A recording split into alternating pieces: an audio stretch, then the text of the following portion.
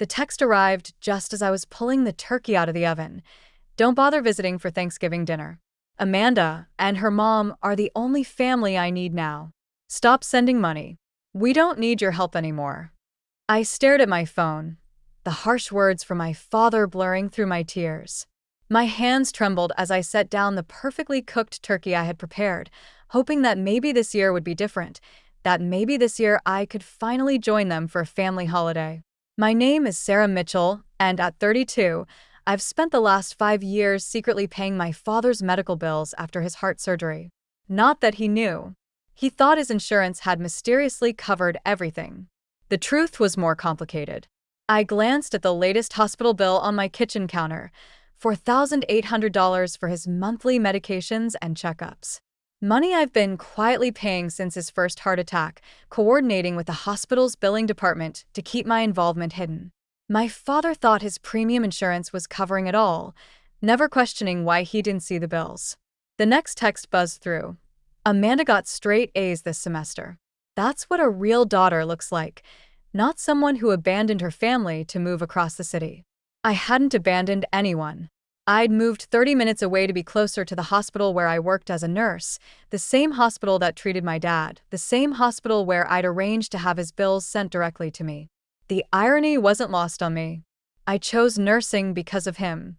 Watching him struggle with heart problems after Mom died had inspired me to help others. Now I spent my days caring for patients while secretly ensuring my own father could afford his care. Another text. Your stepmom says you make her uncomfortable anyway. Always hovering, trying to give advice about my health. I'm fine. Amanda takes better care of me than you ever did. Amanda, my 23-year-old stepsister, had moved in 3 years ago when my father married her mother, Patricia. They dated for only 6 months before the wedding. Since then, my childhood home had become a shrine to Amanda's achievements, while my family photos mysteriously disappeared one by one. I sat down at my kitchen table, surrounded by the Thanksgiving dinner I had cooked, hoping against hope that this year's invitation wouldn't be rescinded. The turkey was still warm, filling my apartment with the scent of herbs, Mom's old recipe. She taught me to cook before cancer took her, when I was 16. Dad had been different after that, but never like this. Never cruel. Another text buzzed through. And don't send any Christmas presents this year. Patricia says it makes Amanda feel bad that you're always trying to buy our love. Buy their love? I opened my banking app, looking at the latest transaction, $4,800 to Metropolitan Hospital. The same payment I made every month for 5 years, totaling over $300,000. Money I'd never mentioned, never held over his head, never used to prove my love. My phone rang. The hospital's billing department. Miss Mitchell, there's been an issue with the latest payment for your father's account, the billing coordinator said. What's wrong? I asked, my heart racing. The payment went through yesterday. Yes, but it's been rejected. We received instructions that all payments must come directly from the patient from now on. Apparently, Mrs. Patricia Mitchell called to complain about unauthorized payments being made on her husband's behalf. My stomach dropped. Patricia had discovered my secret, but instead of being grateful, she turned it into another weapon. Your father's portion after standard insurance would be $4,800 monthly, the coordinator continued. Should I inform him of the payment schedule? I closed my eyes, thinking of the text messages, of Amanda's straight A's, of Patricia's discomfort, of my father's rejection. Yes, I said quietly. I think it's time he knew. We'll send him the full billing history as well, she added. Standard procedure when changing payment arrangements. The full history, 5 years of monthly payments, every surgery, every medication, every follow-up appointment that I covered while they pretended I didn't care enough. My phone buzzed with one final text from my father. Have a nice life. Don't bother trying to be part of this family anymore. I looked at my empty dining room table, set for 4 people who would never arrive, at the turkey that would go uneaten, at the pumpkin pie cooling on the counter, Dad's favorite, made from Mom's recipe. Then I looked at the hospital bill, the latest in a long line of payments I'd made, not for recognition or gratitude, but because I couldn't bear to see him struggle. Because, Despite everything, he was still my father. Please, I told the billing coordinator, make sure he gets the full history, every payment, every date, every amount. As I hung up, I realized this Thanksgiving would be different after all. Not because I'd finally be welcomed at their table, but because for the first time in 5 years, my father would learn what real family loyalty looked like. The truth was coming, served cold, like the dinner growing stale on my table.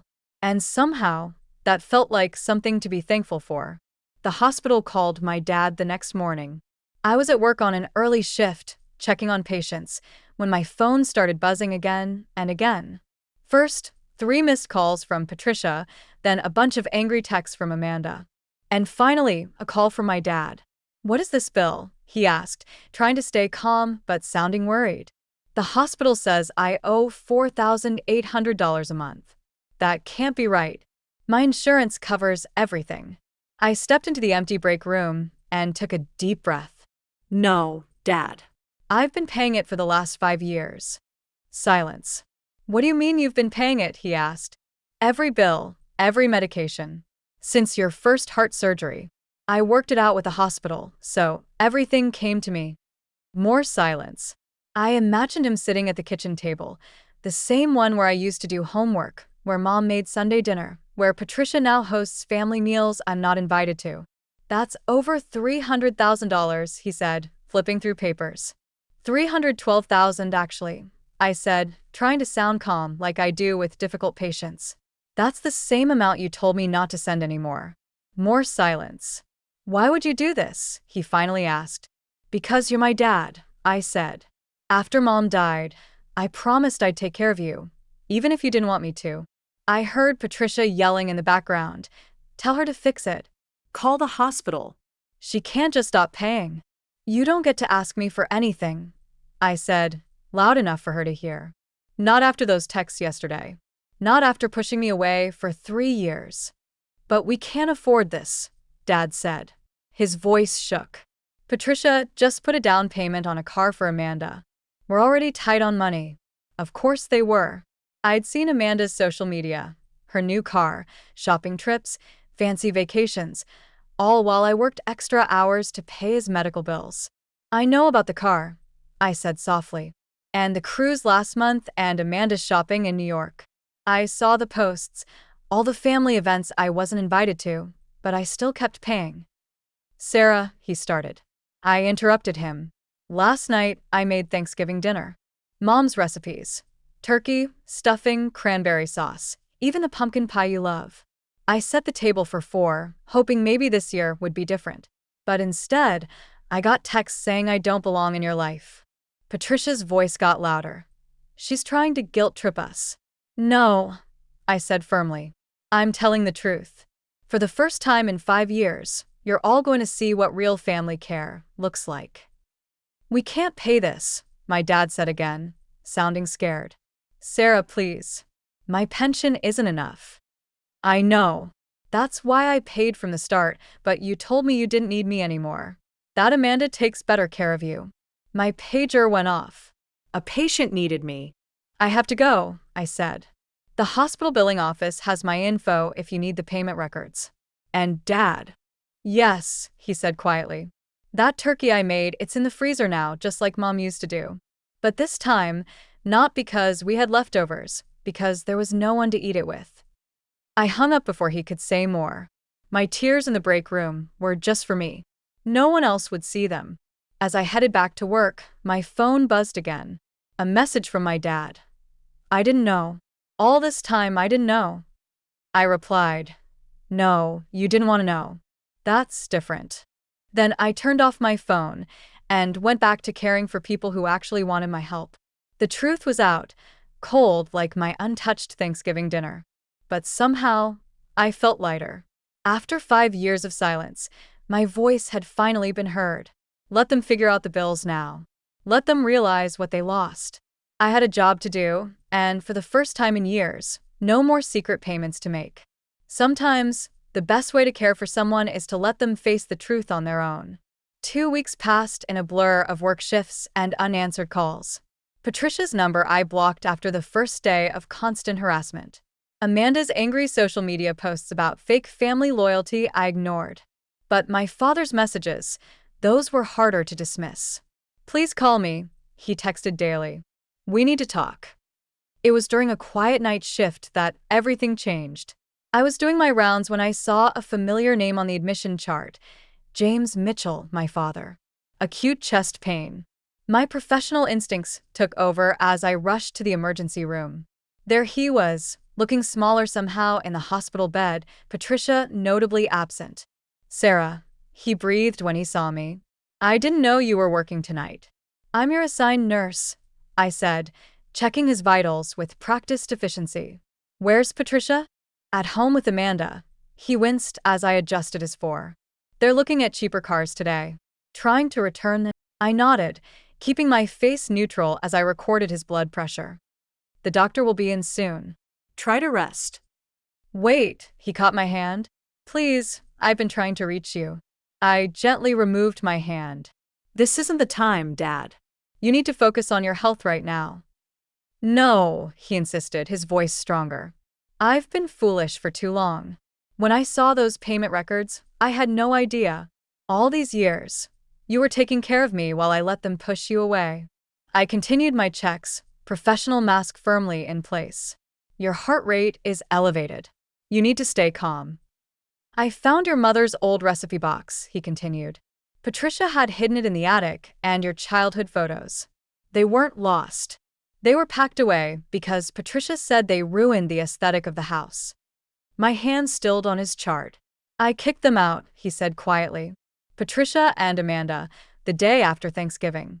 After I really looked at those hospital records, after I saw how much you'd sacrificed, all they spent and spent. They were living off your kindness while treating you like an outsider. I was living off your kindness while forgetting what real family means. His eyes filled with tears. Can you ever forgive me? I looked at my father, really looked at him, past the medical equipment, past the patient chart, past the years of hurt. I saw the man who'd once taught me to ride a bike, who'd supported my dream of becoming a nurse, who'd lost himself after Mom died. It's not about forgiveness, I said finally. It's about understanding what family really means. It's not about expensive cars or perfect holidays. It's about being there for each other, even when it's hard, even when it hurts. Like you were there for me, he whispered, even when I didn't deserve it. Get some rest, I said, adjusting his blanket. We can talk more tomorrow.